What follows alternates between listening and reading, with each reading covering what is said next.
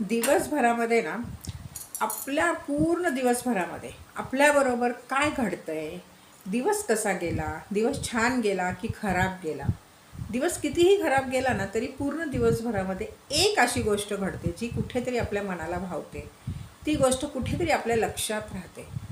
तर मंडळी, ही जी गोष्ट आहे ना, जी आपल्या लक्षात राहते, ती टिपून ठेवा. टिपून ठेवा म्हणजे लिहून ठेवा.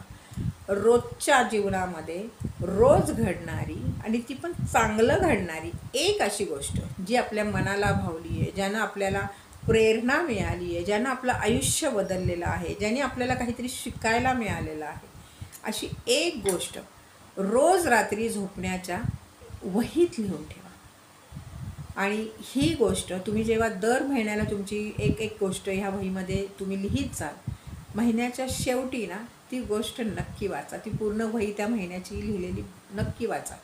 आणि अशा अनेक वह्या तुमच्या भरतील. पण तुम्हाला खरं सांगू का, ह्या वया म्हणजे तुमची ना एक अचिव्हमेंट आहे. अचिव्हमेंट इन द सेन्स की आपलं वय होतं जेव्हा आपल्याकडे करायला काही नसतं ना, तेव्हा आपण ही वहीमधली ती एक लाईन, ती गोष्ट वाचतो. आपल्या आयुष्यामध्ये त्या तारखेला काय घडलं होतं आणि त्यातून आपण किती आनंदित झालो होतो, आपल्याला किती प्रेरणा मिळाली किंवा त्या गोष्टींनी आपल्या मनाला एक वेगळी उभारी मिळाली.